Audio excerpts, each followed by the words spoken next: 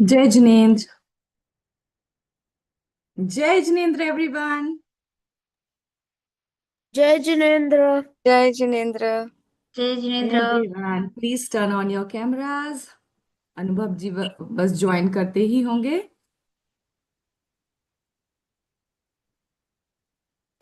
So guys, are you all excited for today's session? Yes, Vihan says yes. Chaliye. I hope you all had a good day. Sunday. No colleges, no work. But it is a perfect break to explore who really I am. Right? So we'll have Anubhav ji with us today. And we are going to explore a very fundamental topic of our existence. Right? So yes, few more minutes. Any takeaways? Anyone wants to share any experience? Okay, so Vihan and Aditya and Adi knows each other, right? Yes, this is a familiar smile, giggle, rather, I would say. Yes, so anyone wants to share their experience from previous session? Any takeaways? Any experience? What was the topic? Does anyone remember?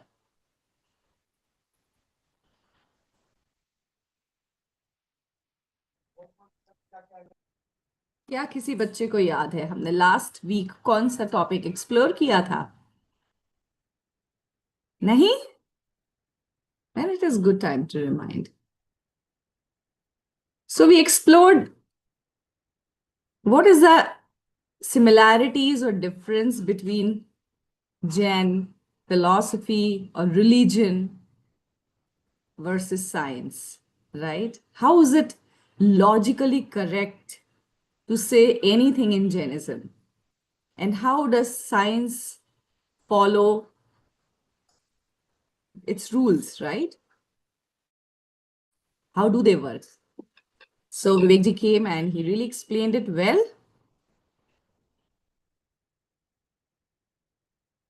Chali. Anyone has taken notes last week?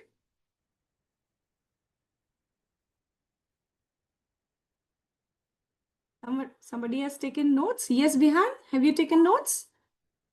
Yes, Can you read out? it's in my iPad. Can you please get it? Okay.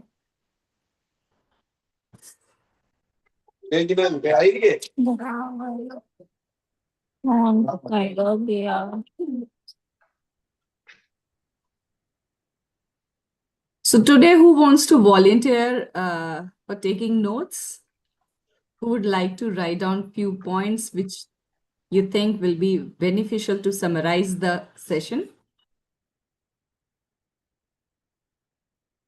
Either you volunteer or I'll call upon some name.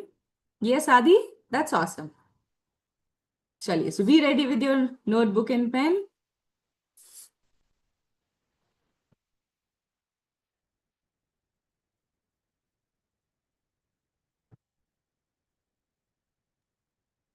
Nidhi ji, अनुभव जी ने He's join कर joined. लिया है. Yeah, Okay. he's joined. Okay, great. Jai Jinesh Anubhav ji, a very warm welcome. Jai So, Shri Jai Shri everybody. before starting, I would like to take upon the topic of today's session, which says unravel the identity crisis, the most basic and fundamental question, right? हम सभी को उठता है मन में कि अगर मैं लंबा नहीं हूं, अगर मैं एंग्री नहीं हूं, अगर मैं पेशेंट नहीं हूं, अगर मैं बहुत सारे एडजेक्टिव्स जो मुझे दिए जाते हैं, लेबल्स जो मुझे दिए जाते हैं, अगर मैं वो नहीं हूं और अगर मैं वो भी हूं तो एग्जैक्टली मैं हूं कौन, राइट? My real identity. और we are so lucky, I would rather say, that we are all born in Jain families and पूरा जैन फिलॉसफी जो है वो इसी इसी प्रिंसिपल पे बेस्ड है कि आप अपने आप को पहचान सकें, अपना ट्रू पोटेंशियल आपको पता चले। और इसी बात पे आज अनुभव जी इस चर्चा को आगे लेके जाएंगे कि हमारी रियल आइडेंटिटी क्या है। सो अनुभव जी, ओवर टू यू। सभी बच्चे Thank जल्दी you. से अपने अपने वीडियोस ऑन कर लें। और आज थोड़ा स्ट्रेंथ कम रहने वाला है क्योंकि मुंबई में इंटर पाठशाला कंपटीशन है, तो कुछ बच्चे वहां एंगेज हैं, तो डेफिनेटली वो रिकॉर्डिंग सुनेंगे। Over to you. Okay, okay. Jai Jinendra, everybody. Let's start today's topic with Mangalacharan. We all will join our hands and close our eyes, and we'll start with chanting of Namokar mantra. Namo Arhantadam, Namo Siddhadam, Namo Aryadam, Namo Uvajayadam, Namo Loe Savasahudam.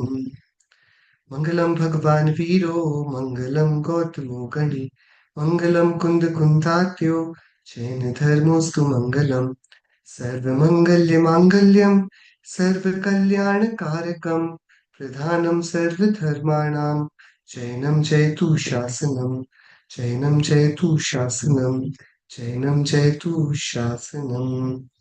मोक्षमार्गस्य नेतारं भेत्तारं कर्मभूभृतां ज्ञातारं विश्वतत्त्वानां वन्दे तत्कुणलब्धये वन्दे तत्कुणलब्धये वन्दे तत्कुणलब्धये. Okay, so everybody, the topic that we are going to discuss today is a very simple one and the most complex one at the same time. And it is about the identity, who we all actually are. Not how we introduce ourselves, but what we are within ourselves, right? And I hope my voice is clear to everybody. I'm audible. Yes, yes, Anup. Yes. Okay. So, there is one saying which is very famous, and it goes like, the ignorance is bliss, right? If I do not know what blunders are going about in my own life, if I'm unaware about them, if you ask me how is it going, I would say pretty awesome. Everything is going just as it is planned. Why? Because I don't know that what is about to go wrong. So when we ignore the possible, we open the door for the unlimited miseries that are awaiting us. So, therefore, this quote goes, which is here there on your screens. Either grant me the bliss of the ignorant, either I should have the courage that I will accept the ignorance, and then I'll remain uh, blissful in my entire life, no matter what may come. Or if I'm choosing not to be ignorant, then I'll need higher courage or grant me the strength to bear the knowledge. You know why? Because truth is always bitter. So that's what we're going to do. In the last session, we discussed that how we have made very little choices for ourselves. We have literally chosen nothing that we see in our lives today.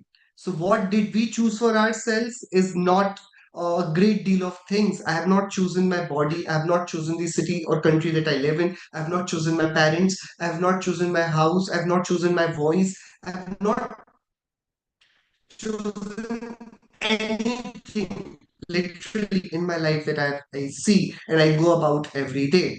So these children, when they just look into our eyes, we find this whole world crippling for us. In a world full of expectations, labels, and noise, a question which always stands in front of us and stares into our eyes is this: who are you really? What are we? And before we start discussing about this question, let's start this session by watching a very small, cute little video clip. And afterwards, I'll be having interactions with each one of you. And then we'll get down to this identity discovery challenge. So let's start with this video.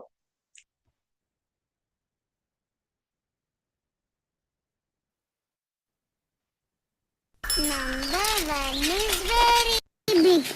Number two is big.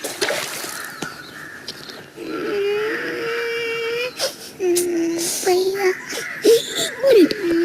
देख क्या रे तूने मारा इसको तुझे अब भी देखता हूँ मारता है अभी ये ले ये भी सॉरी बोल सॉरी बोल सॉरी बोल रहे दाग लगने से अगर कुछ अच्छा होता है तो दाग अच्छे हैं ना। सर्फ एक्सेल, दाग अच्छे हैं। वापस नहीं करना So it was a very cute little advertisement of a detergent powder brand in India, Surf Excel. It said in the end that stains are good, the dirt is good. I want to ask you guys, is dirt or these stains, are they good or not? What do you say, Vyati? Who will answer me? I think you guys cannot unmute today. Is it? Can you unmute yourselves, Adi, if you're there? Anybody? I want to know whether the stains are good or not. Anybody? You all can unmute yourself. Yeah, I'm not able to unmute you guys. You'll have to help yourselves, everybody. Who wants to say? Let's start from V. V, will you tell me? Are stains good?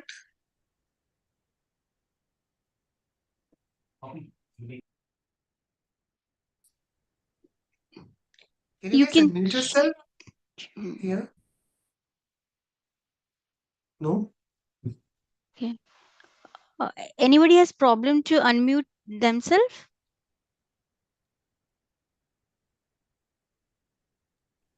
No, PG, कोई problem नहीं है. I'm traveling, but I can still unmute. Okay. Okay, yeah, okay. So Deva, can you unmute yourself? I'm asking this simple question. Are stains good or are they bad? they are bad They're bad. It's so simple, right? Now, let's go layer by layer. In the beginning, that girl, that cute little girl, she was returning from her school alongside, there was her brother. And then her uniform got dirty, right? And then she started crying. I want to know, why was she crying? What was there to cry? Yes, Arohi?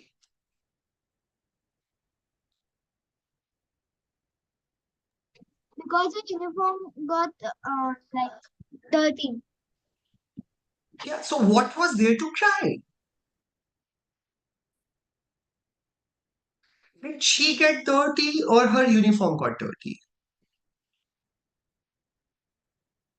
her uniform Why was she crying? Uniform should cry, no? because it was her uniform Yeah, it was her uniform, but was she dirty or the uniform was dirty? Why was she crying? I'm asking about the pain, the sadness that she felt, the grief that she endured. Why? What was there to cry? Had you Because been in her place, would you have also cried? Uh, Whoever wants to speak can unmute themselves. Yes, Veer, you're saying something. Yeah. Her clothes were ruined by the Yes. So item what was itself. there to cry? So hmm. Isn't really something to cry. Can I say something? Yes, please, please. Yes, Vyati. Yeah, so she felt sad because she considered her hands, which were clean at that point, got dirty, and then she would have to go through the trouble of washing them and cleaning them, making sure they were just as clean. Kids don't have to watch their uniforms, right? It's the trouble for their mothers, right? Usually, Not for the kids, right? She does not have to get it Yeah, but then cleaned.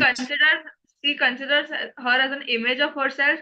Ki I am supposed to be clean and I'm supposed to be Yes. nice, and and then the mud ruined that image of herself. Yeah, Yeah. did So then, that way. in the later part of the video, she was convinced and she started smiling, right? What changed? Was the uniform got cleaned by her brother? No, she What changed her changed in mindset. like next 20 Her, seconds? What changed?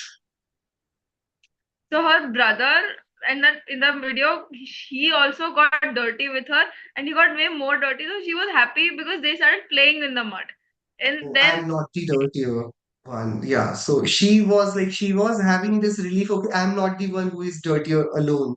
So the brother's clothes are also ruined. That's why. probably I Oh, think. yeah. Okay. Yeah. If I fail, I feel sad. If my friends also fail, I feel slightly happier. Is that what you're saying? Okay. Yeah. Okay. Fine.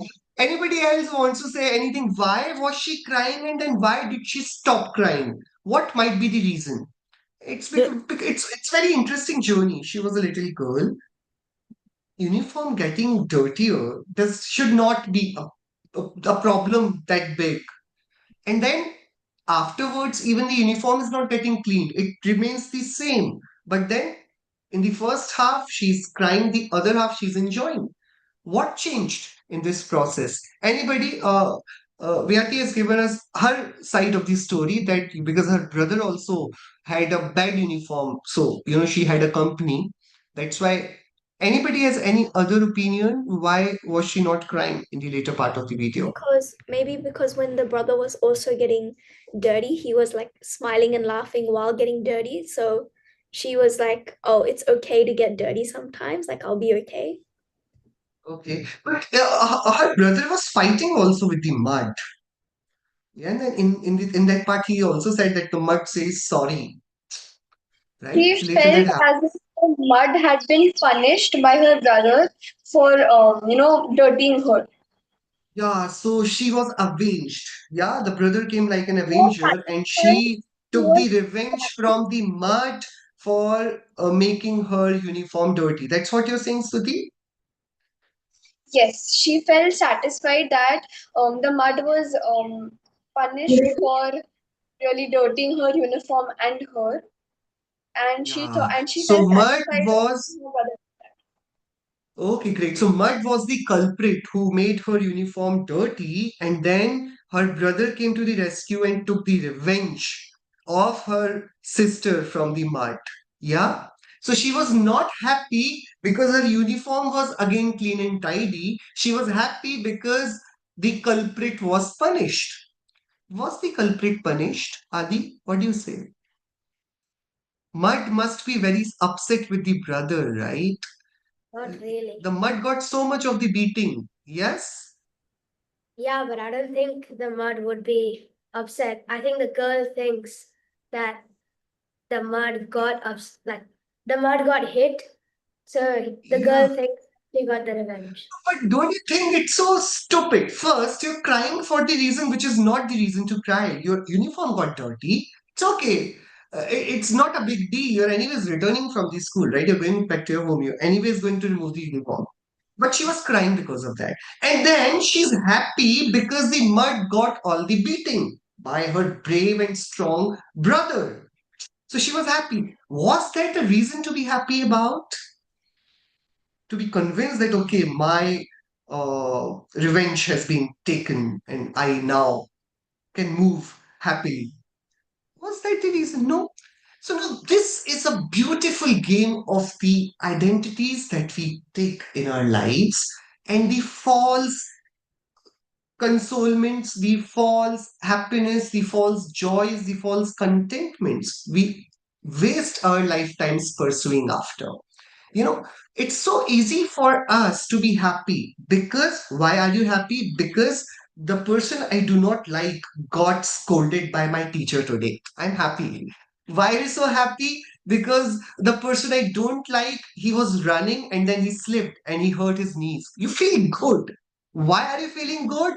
Not because something constructive has happened in your life, but because somebody you liked or you disliked endured something today. Something happened with them, and you fool yourself in a hope that you derive joy out of it. Why so? Because the way we have been nurtured, जिस तरीके से हम सभी की परवरिश हुई है, the way we all have been raised, it was always, we were always anchored, not within ourselves. The accomplishments, the recognitions that were given by the world, by the society to us, was always anchored on different things, but not the very self. The question that we are going to deal is a very harsh one. We know what we all are, but the do we know actually what we actually are? And this thing. So let me ask you a few questions before we move ahead. Can you all see this? What is it? Can you all see this?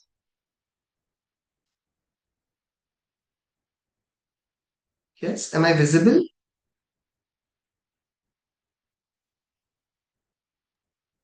Just a What block is? of wood. Yeah, it's simple wood, right? It's piece of wood, correct? So it's wood. What is it? A rock. A rock. It's a rock. It's stone, right? It's a rock. It's wood. Okay. And what might it be? Glass. If you all can see. Glass. Glass or It's a marble. glass. Piece of glass. A piece of glass. Good. What is it? An elephant. An elephant. This is an elephant. Do you really think I can hold an elephant on my palm? This is an elephant? No. What is it then? The piece of Artificial elephant. Yeah, so I'll tell you, it is again a stone, like how it is.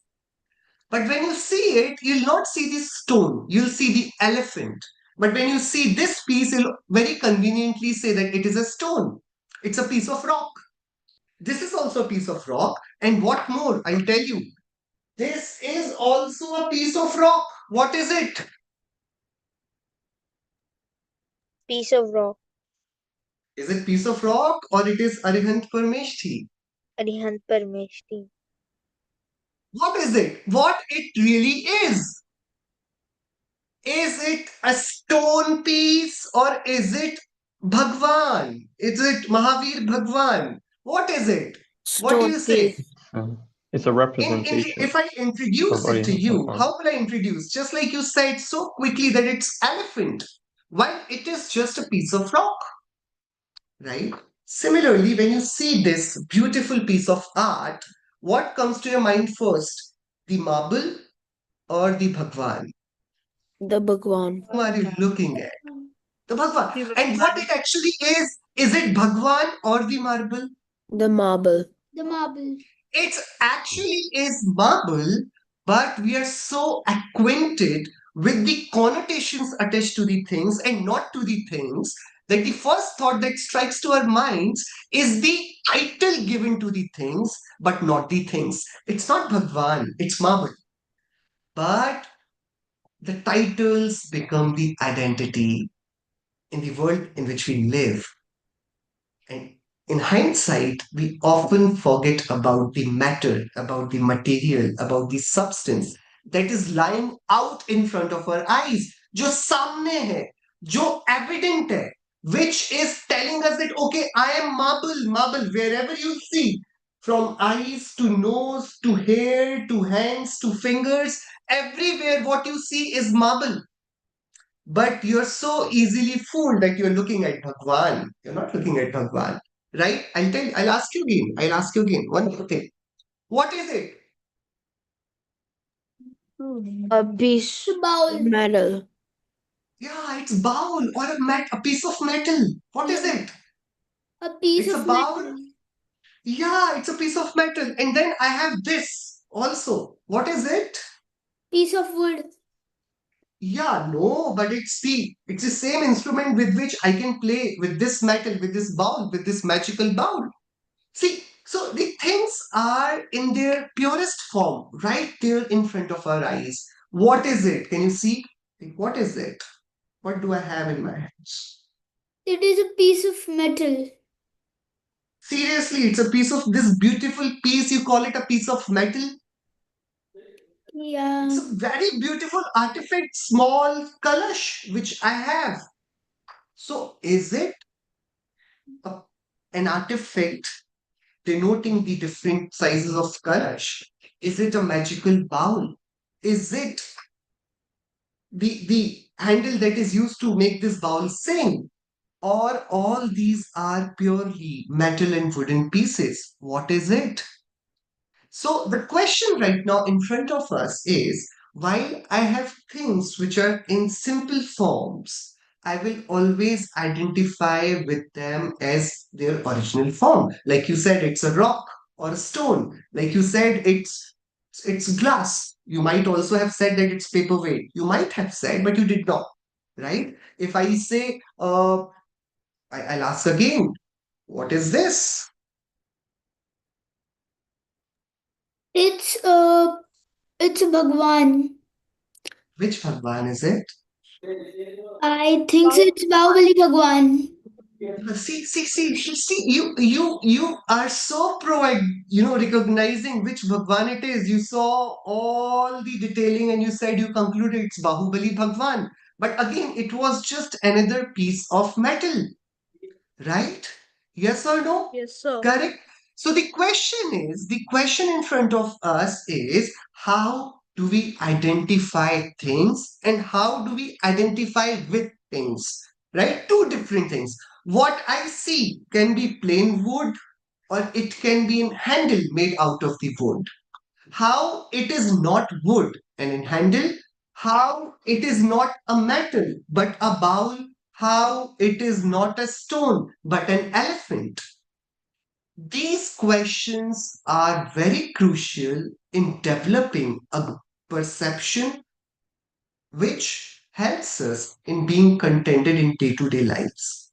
So, the question that we are going to deal today is very simple. Who am I when nothing else remains?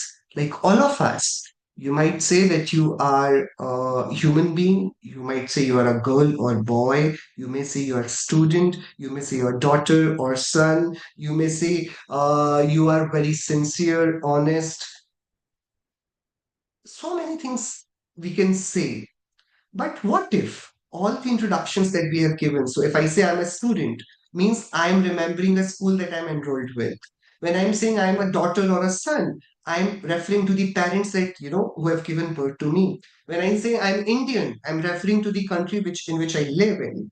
When I'm saying that I am a reader, I'm referring to a particular act which I love doing of reading. Whenever I'm introducing myself, I am using some anchor and there is no independent introduction of me. So the question in front of us is, while I said, what is this? You were very clear that it is a bowl because it was in the shape of a bowl.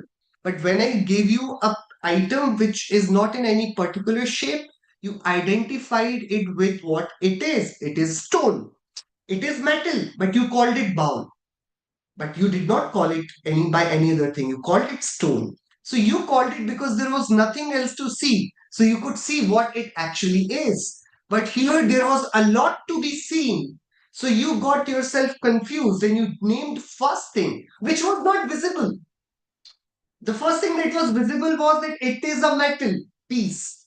But the form over substance, it presided. Ideally, it should have been substance over form. But how we see things is in reverse order. We see the form first and the substance later. So I'm asking, we are also so many things layered one above the another, right? We are layered people, just like it is layered. It is metal outrightly, but layered by the form that it has taken. Yeah, it is glass outrightly, but by form. I would be compelled to see what it is. I'm curious to know what it is. It is stone, but it is layered in the form of Bhagwan. Yes, everybody. So the question is, just let's do this simple activity. Let go of all the titles, all the layers that we have. Whether I am a student or I am a researcher or I am a teacher or I am Indian, I am Jain, I am young. Let go all the anchors, all the titles, and think of your true introduction. What will you be if you were to be reduced to a simple form like this stone? This stone has a form. When I carve two eyes onto it now, you will call it a piece of art. You will call it an artifact. But when it is lying in the simple basic form, you have no other name, a very generic name of stone. You're calling it wood. Simple. But if I paint this wood, it will become something else. It will not remain wood. And I'll give an example for that as well. Why we are doing things, why we are talking like this? Because see, this is also a piece of wood. Same size.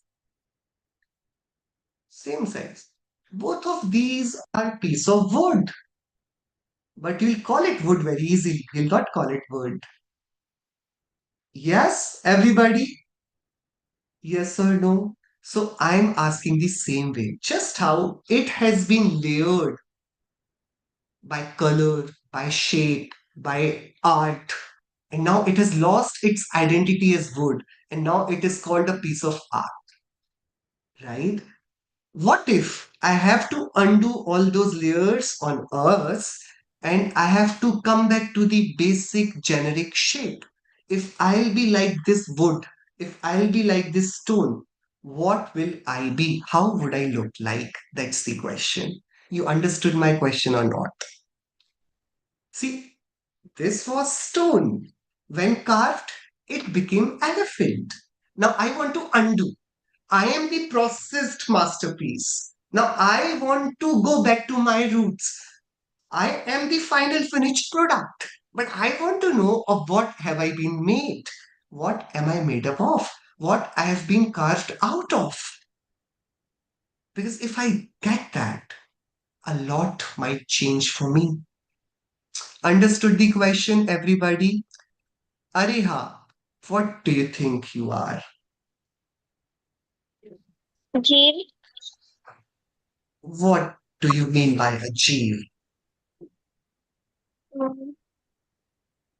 I'll tell you what a stone is. I'll tell you what wood is. Can you tell me what jeev is?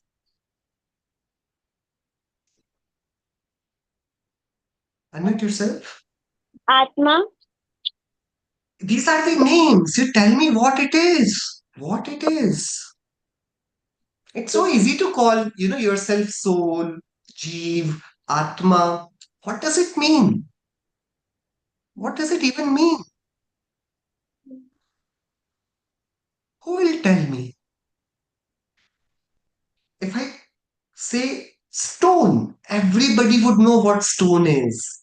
If I say glass, everybody knows what glass is. If I say rubber, everybody would know what rubber is. If I say water, fire, air, everybody knows what it means. When I say soul, atma, or jeev, what clicks? What picture is framed in your mind? Let's say I am saying a lemon. You can visualize lemon. I say balloon. You can visualize balloon. I say a car. You can see a car. I say school bag. You all see different bags, but you can visualize what school bag is. If I say red color, you all see different types of red, but you all know what red is. So if I say soul or jeev or atma, what do you visualize? That's my question. Do not tell me the definitions that you have learned. You tell me the object that you see. Because nobody taught you about yellow color. But when I say yellow, you visualize. Maybe somebody might see a yellow flower, somebody would see a yellow car, somebody would see lemon. Yellow means different to different people. But when I say yellow, an image gets created.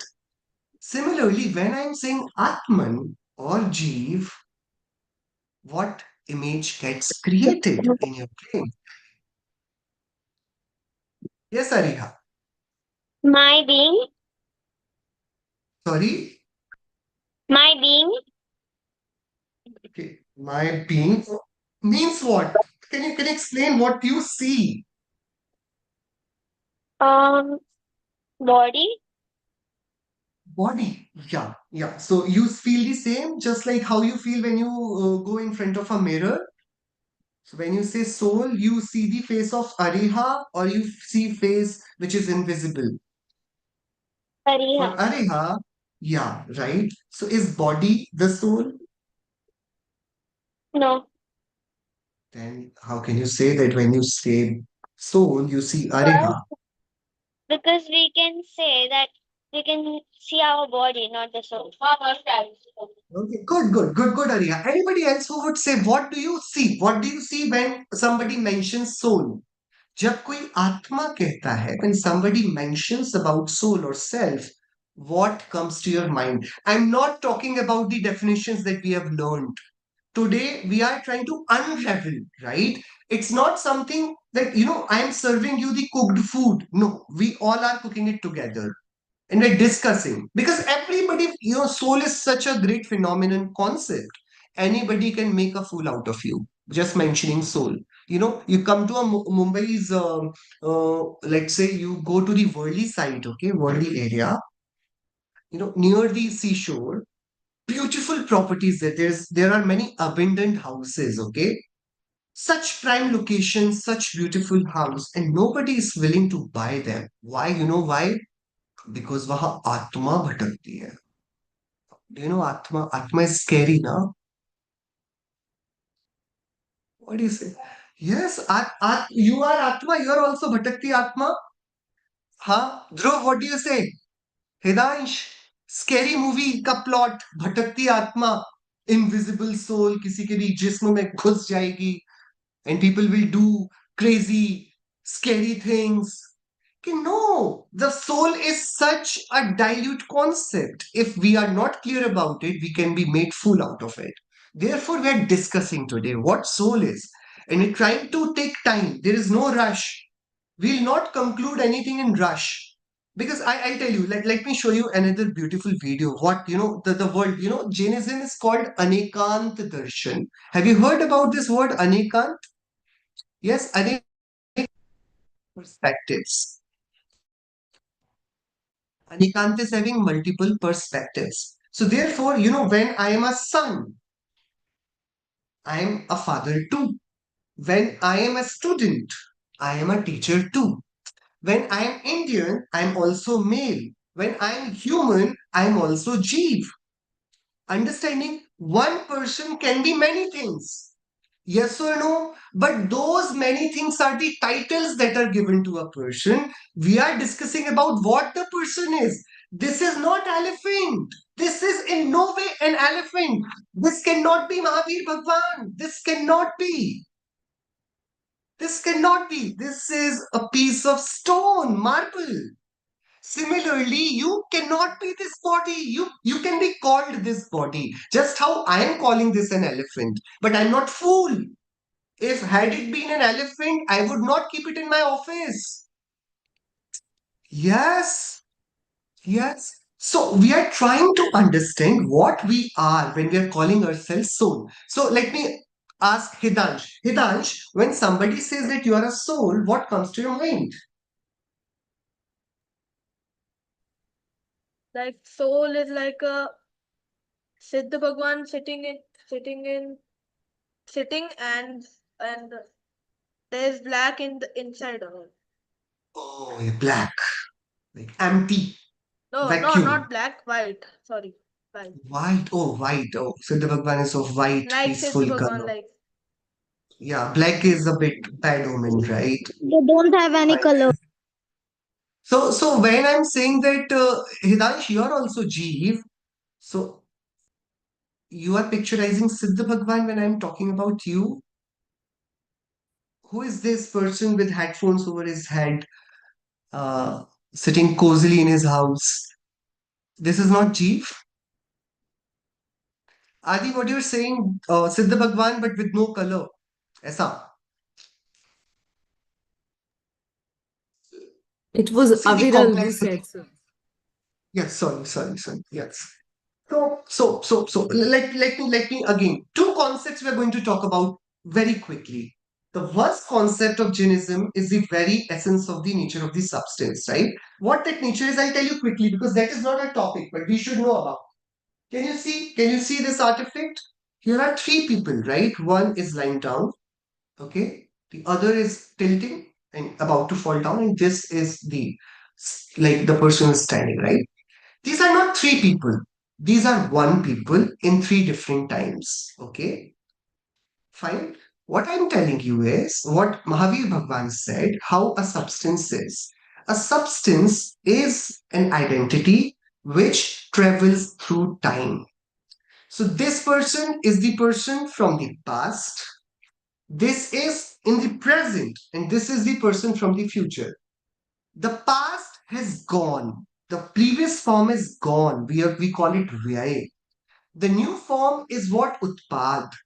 And the person which goes through the journey is the substance. The substance.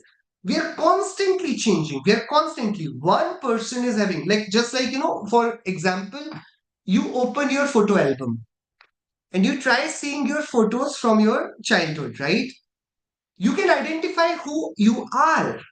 But between you and you in the photo, there is huge difference. So a lot has changed. You have grown up so well. While you were small, 2 years old, 3 years old, you look different. Right, Dhruv? Right, Adi? You look different. But now you look entirely different, Raina. Right? Deva, Lakshya, Soham, each one of us is constantly changing. So, what Mahavir Bhagwan says, a substance is a forever changing, yet forever remaining unit. A substance is one unit that never perishes, never dies, but never remains the same. It changes, keeps on changing, yet it remains. It remains. It never perishes, it never dies. Correct? What we see is the form, just like what you've just seen. It's the form. Substance is the stone. The form is of elephant that it has taken over right now. The form will change, the essence will remain. The essence will remain, the form will change. So if you go after the form, it might be possible till the time you reach that form, the form will perish, form will pass away. But if you aim for the substance, you will not be fooled because substance is free from form. It will remain. It will always remain.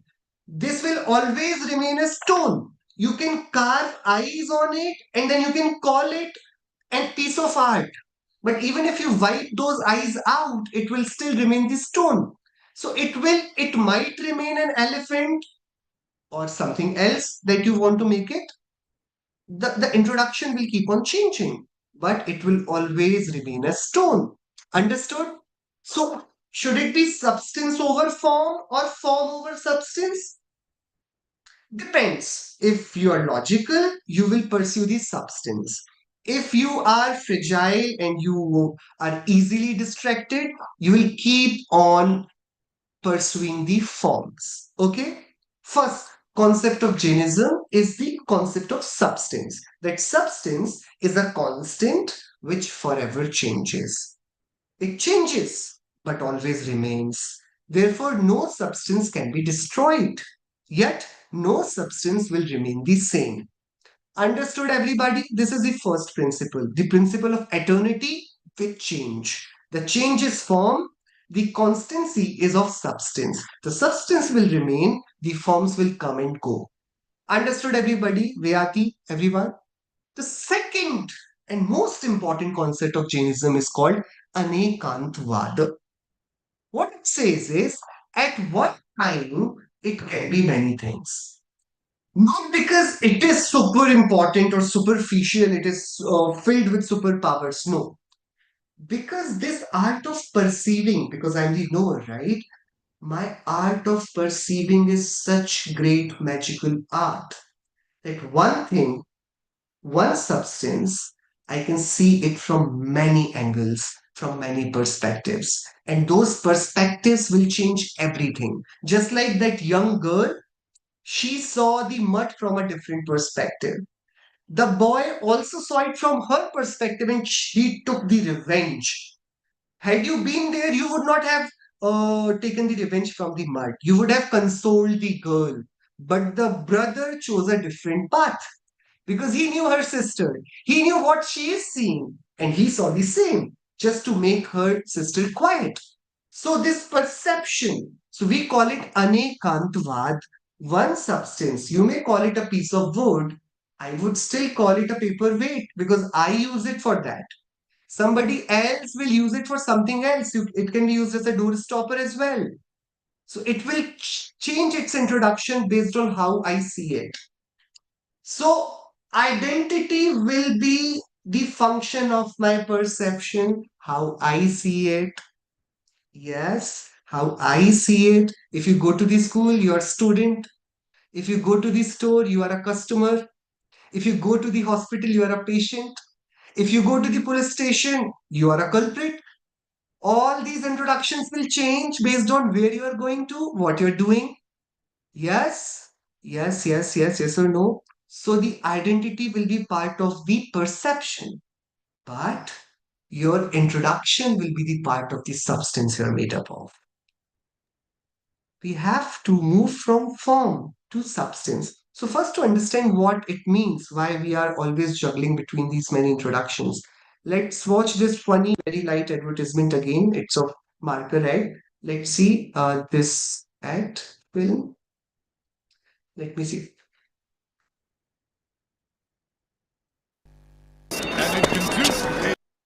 Gentlemen, what this organization really needs is a one-on-one approach.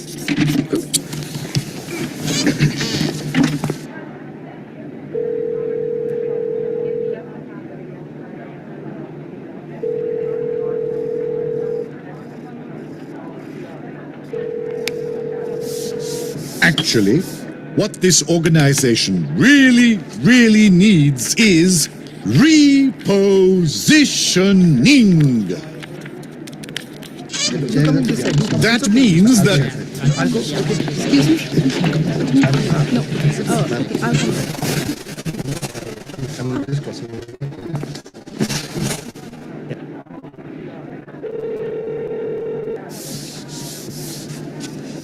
what this organization desperately needs is change.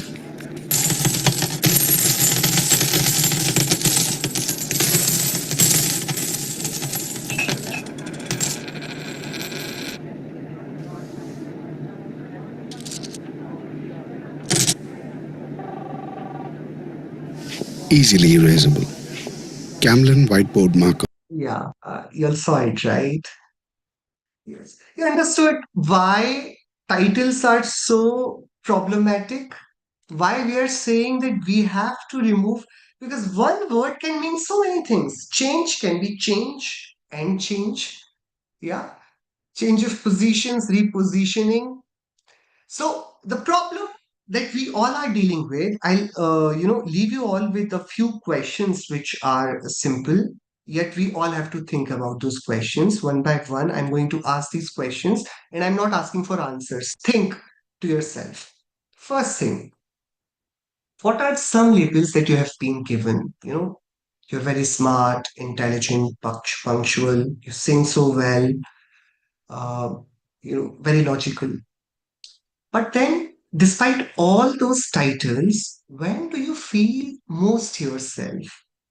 I love this activity. Once my teacher did it to me. He asked this one beautiful question to me: Anubhav, what do you do when no one is literally watching you? What do you like doing at that time when nobody's judging or watching you? You're all alone. We can ask this question to ourselves: what do we do instead of doom scrolling or Netflix or all the things that we find ourselves doing?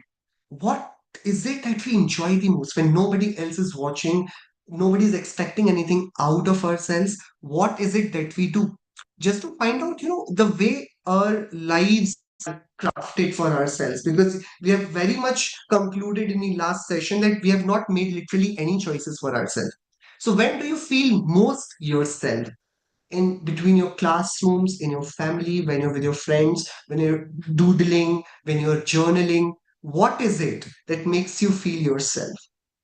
The third thing would be, can you name one moment where you acted from your soul, not from pressure? Like, what your parents are asking out of you, what, your colleagues, your friends, your teachers, your guides.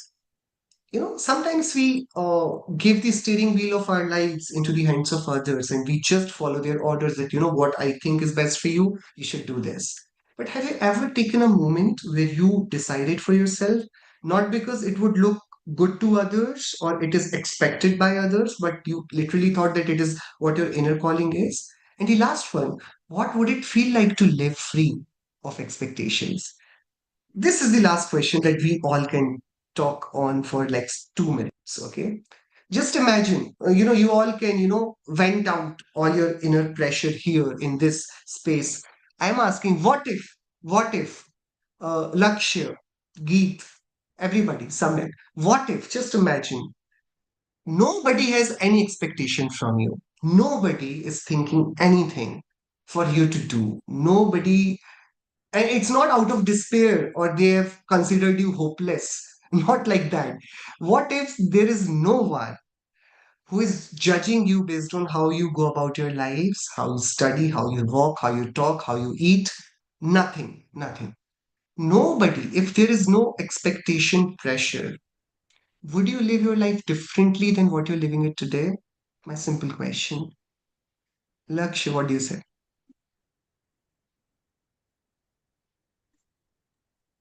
I think yes, it would be different. Oh, Mainly because if there is no expectation, then I feel we wouldn't have to do mundane stuff like cleaning your room, cleaning the dishes, that kind of stuff. You would you'd get a chance to leave that. But I also feel you'd get I would feel I would get the opportunity to do more new things, to try different things without fear of like failure, without fear of like, oh, what will other people think of me if I can't do this? yeah, so life would be a bit more interesting, exciting, and at the same time, you'll have lesser fears of proving yourself or disproving yourselves. You'll be purely experimenting, right? Great, great, great. Viranshi, what do you have to say? Let's just remove from that very marker we just saw all the expectations. How We would will life be?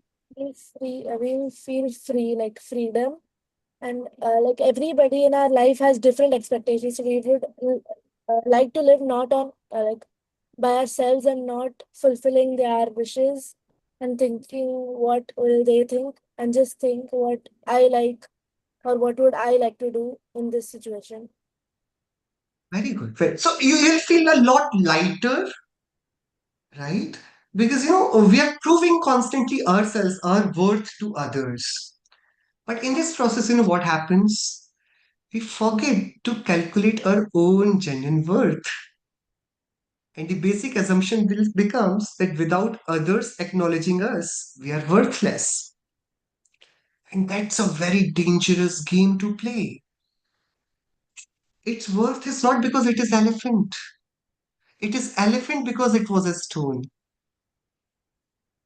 Had there not been a stone, elephant could never be carved out of it. Similarly, if you're a good student, it's not you're valuable because you're a good student. You are a knowing being first. You're a soul first, and therefore you could be a good student, right? So the face value of you being and you becoming, between being and becoming, the worth lies in the being and not in the becoming. What bees becomes and not otherwise. What becomes is always there, and that becoming is short term, being is forever. Understood? So we have to focus more on, because it's the tragedy of our times that we all are so fascinated with becoming. What are you becoming? What do you want to become? We are so fascinated with that thought that we have forgotten to inquire even about that, what we are being, what we are. Right? The bottom line is, the first thing that we all have to understand and think on and ponder upon is, the first race is not to become. You don't have to be something. The first step is to acknowledging that you already are. I don't have to be. I am. And when you acknowledge that you are, a great diaspora of all the possibilities opens up in front of us. Because we have acknowledged that I am, and therefore I can be. But when I say no, I'll have to be, we lose the game, right? So, yes, I see a few more hands rising. You were saying something, Stuti? I was just wanting to add on to the question which you had Yes, asked, which is like please. I've like when someone expects something from you, whether it be in whatever field, like academics or basic behavioral wise as well, it is always that fear of proving them, like it's always that fear of failing to prove that I am worthy of it. I What if I am unworthy? And you always, and even if you do manage to, and if you don't manage to, like meet their expectations, you always keep on questioning yourselves. And then there's that guilt that always like haunts you from the inside, that I was given this opportunity years ago and I wasn't able to come up to the path which is required. And Yeah. So, this is yeah, so one. that failure, that not being able to do that particular thing which was expected out of you, it feels like a scar carved out on your soul Yeah, forever. a See, I was permanent expected, scar. I couldn't do this. Yes. It's like a permanent scar which does not go away. Whether like you put your everything into one exam but then you're not able to clear it, or you put your everything into one opportunity but someone else is preferred over you. So like So those certain that's what, moments just remain engraved inside of you whatsoever. that's true. And at the tender age like you all are having right now, this is the biggest, I think, I would call it a pandemic, which is lashed out on all the growing students. There is so much expected out of them, and there is so little that people put on faith that, okay, you don't have to be, because you already are. We all are point of happiness to so many of the people that we are connected with our lives, starting with our parents. When we took birth, they were the most joyous people, they were most the happiest people, that they were the newly made fathers and mothers.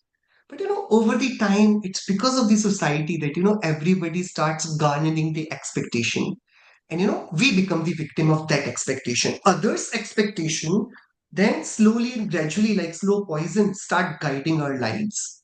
Bhagwan Mahavir is saying, telling us all, before somebody else commands you and wraps you in the vicious circle of their expectations, it would be better that you first define what you are made up of, what you are. Because if I'll tell you what, I was a commerce student. Okay. So I was good with accounts, I was good with maths, I was good with financial management. But I was always told, in India, how the curriculum works, that, if you are taking up commerce, you cannot study physics, chemistry, or biology. That's how the education system works, right? So I was always told I'm a commerce student. So that became my identity. And I always got, scared by the thought of opening a physics notebook, right? Because I am a commerce student. How can I can work with numbers. I cannot work with chemicals and machineries. And later in life, it happened that I happened to read one of the physics books later in life. And when I read it, and I felt so bad and regretted that, why did I make that my identity, that I am a commerce student? I was a student. And to a student, accounts or maths or physics, all these are subjects. But then I chose to specify that introduction, and that introduction became my identity. And I never learned physics or chemistry, which now I feel I could have, and it could have made my life a bit different than what it is today. But what stopped me from pursuing those spectrums of knowledge? What? It was purely the identity, the limited introduction that I chose to give to myself. Why? Because the society felt so. So it's better now. Why do I compartmentalize my energy and say that, okay, I can only do this and not this? This is meant for me, this is not meant for me. No, I am a soul. I asked you guys, what does it come to your mind when you say soul? Soul means knower, a substance filled with knowledge, just like it is a substance filled with hardness, weight, texture, just like it is the substance filled with transparency, delicacy, sharpness, just like it is the substance filled with woodness. I am the substance made up of knowledge. And to my knowledge, there is no limitation. I can do anything that can enter the paradigm of my consciousness. I can process fears, I can process emotions, I can process anger, I can take in anything and vent out only what I want to. I can control my emotions, I can control my desires, I can control my life by administering my consciousness. Had I been told that, life would have been such an easy walk to each one of us. Because, see, we are not making any choices, anyways, right from our date of birth to the type of body we are born into, to the type of voice, type of physical elements that we have. We are not deciding anything. Then what makes us think? What makes us so arrogant that by my choices I can dictate my future when in my past I did not do or I did not decide anything? So it's foolish to say that these choices will unravel my new identity. It would be better that we focus on the substance, on being that I am, and all the other titles will keep floating in, and we can carve a life which is free from all sorts of pressure and full of joy of self contentment. जब हम अपने जीवन पर नियंत्रण करना बंद कर देंगे, like I dictate the terms of my life, when we stop doing this, then only we start living, because we start appreciating the existence, not the being. What you be is incidental. What you are is fundamental. You are. That makes your reality. What you become is out of the consequences that you delve into, right? So rather than making your consequences your point of prestige, be a little kind to yourself and admire your being that you are. Isn't it sufficient? Isn't it enough? Right? Because we blame a lot many things onto ourselves because it didn't turn out the way we expected. Stop expecting anything. Just start being that I am this great bundle of consciousness, of knowledge, of energy, of goodness. If that being is sorted, all other forms will correct themselves. And I think that's how we can unravel our beauty. So today's takeaway is only this. This should be engraved. It should be, somewhere written in your memory lane or on your favorite notebook or on your gate of your doors. You don't have to be. Because if you want to be, then it's not in your hands. Sorry to say. It is. It depends on a lot many things. But congratulations, you are.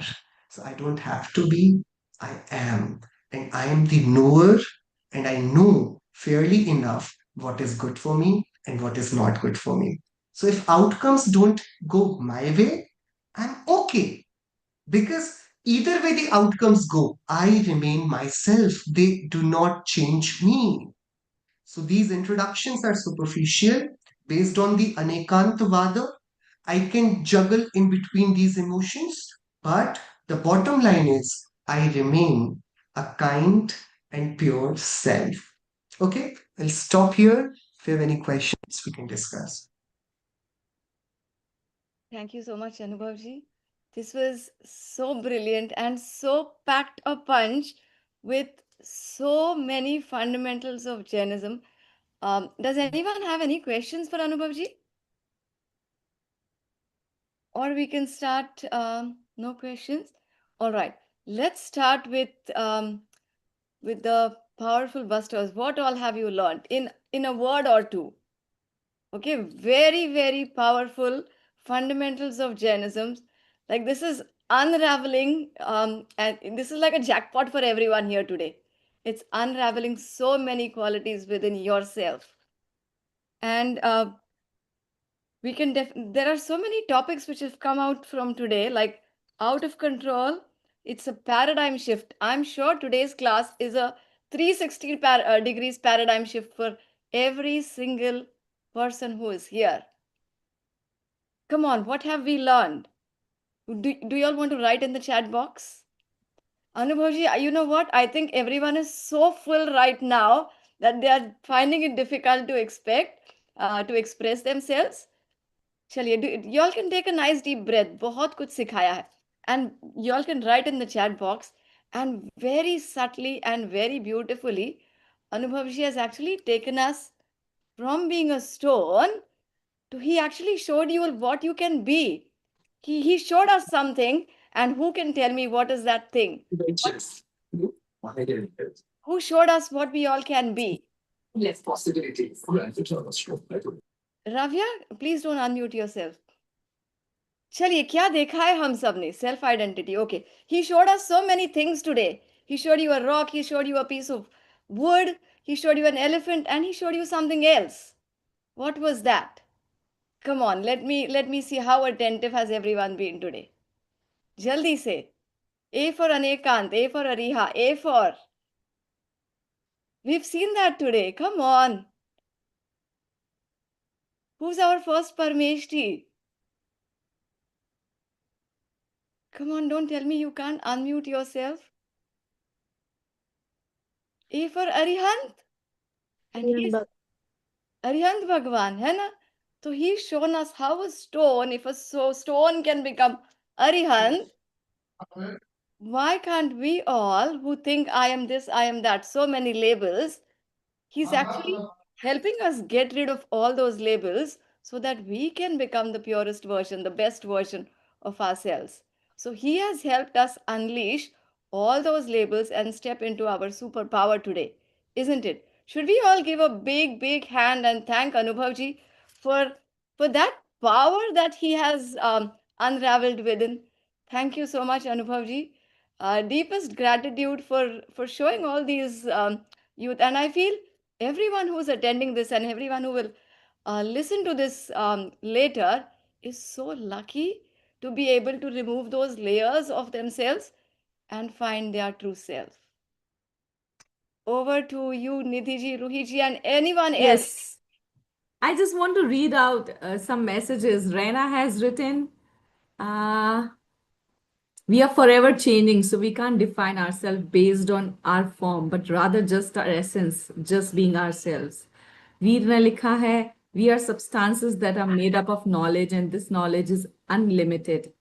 संस्कृति ने अरिहंत लिखा है अद्वैत अयति ने लिखा है instead of restricting ourselves to the societal expectations and norms we must look beyond the ordinary and understand ourselves truly Nehal ने भी बहुत अच्छा मैसेज लिखा है it was such a big thought of I am and full of superpowers in this world of being forgot I am Vihaan ने लिखा है we should focus on our being rather than बढ़िया बच्चों ने काफी देखिए ये this shows that how attentive they were and how much they have gained today right they know almost everything they are exposed to but to find out the meaningful and purposeful is summarized here so I think Anubhavji big thanks to you that you have again shook their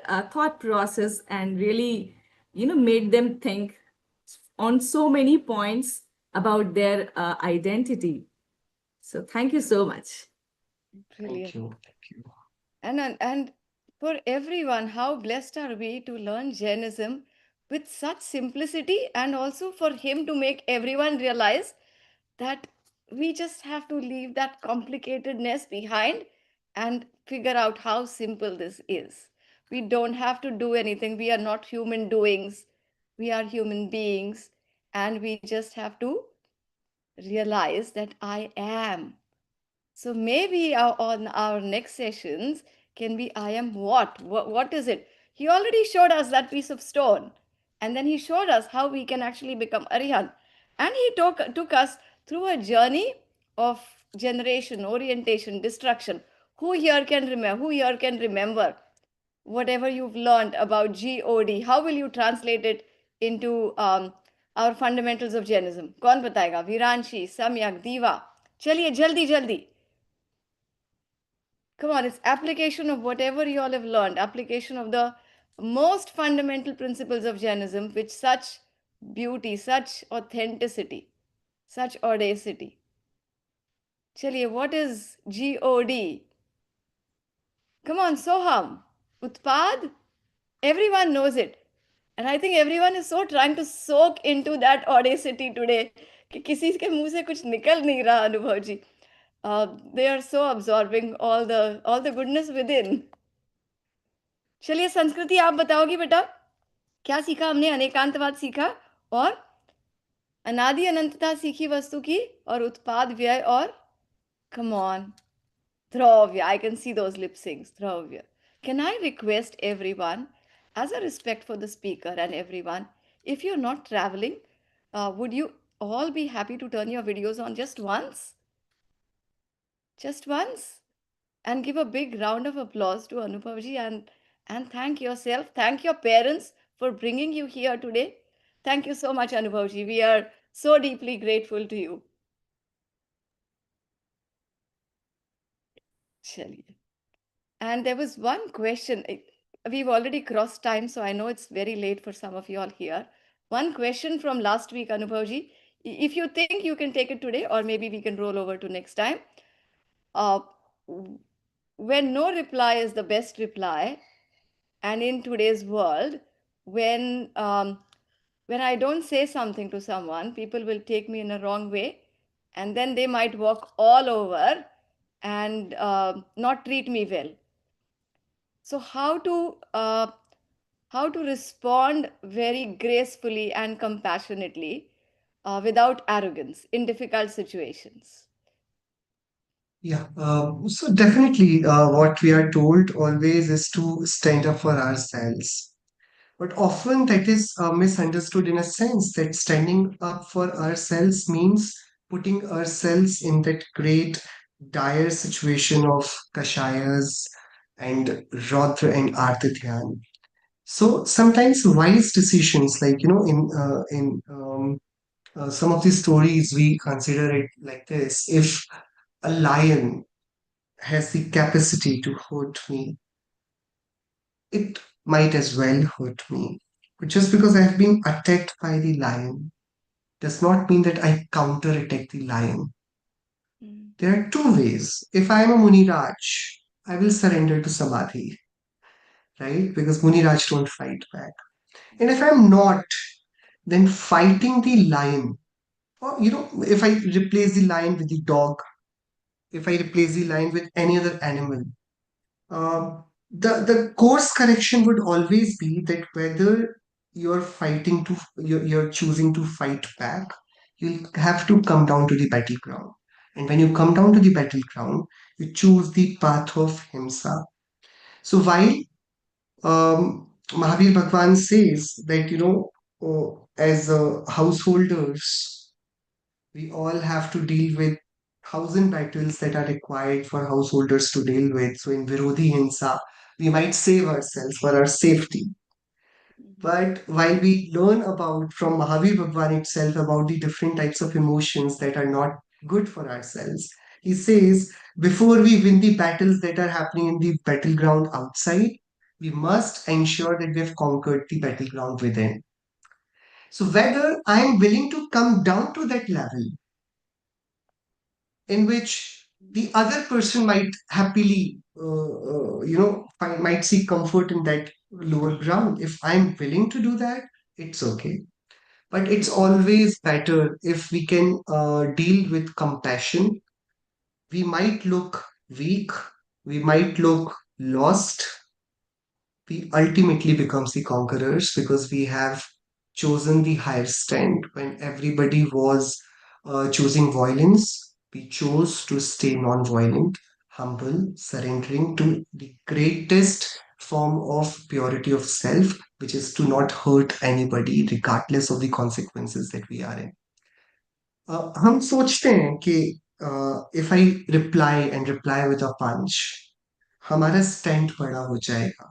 But I have seen those who even take the insult with grace, and those who know how to drink that poison with both their hands. Those are the ones who do something different in this world.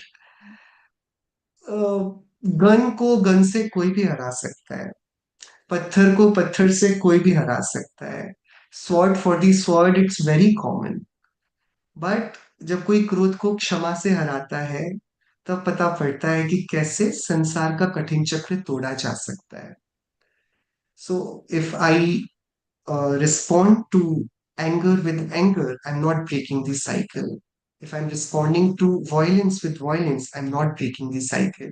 When I respond to violence with shama, with non-violence, I break the silence. That shows my resilience that I'm here not for Bandh, but for somewhere in Nirjara. So yeah, if we have understood, it's better. It's better that we choose the way of non-violence. Beautiful. बहुत सुंदर. And look, every week you will get some beautiful tools so that you can, fill your toolbox. And whenever you have these instances, whenever you're out in the real world and you need a tool to fight against someone, it will be these tools of ahimsa, of kshama, of humility. Right? Beautiful. Can we end with one beautiful saying, whatever Anubhavji has said? When our worries turn into worship, I repeat, when our worries turn into worship, our battles will turn into blessings. So may everyone be blessed with Majinwani, and Anubhavji, looking forward to hearing again from you next week. And we'll have some problem solving as well next week. I'll let you know of some problems that the current generation is facing. So thank you very much. चलिए जिनवाणी स्तुति कौन लेना चाहेगा? Come on, anyone who can unmute? चलिए संस्कृति बेटा. जिम्मेवारी जग कल्याणी जग जड़े मद तले मोहवारी बड़े बड़े हारी जग लगे हारी जम जरा भवे रोगे हारी पित याराडमा दिवे गुणंजो अड़ई सेरै मई धारी आज सोत मरंत मगरिये सासदे मोख परम पावै सासदे मोख परम पावै सासदे मोख परम पावै.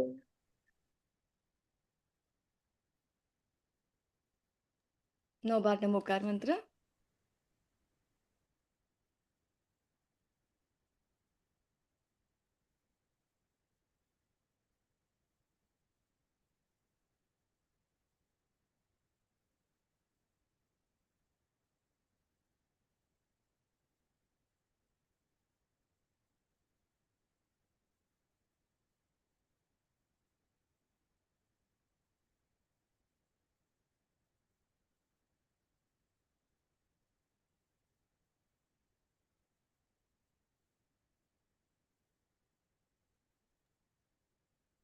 बोलिए द्वादशांग में जिनवाणी माता की जय, महान जैन धर्म की जय.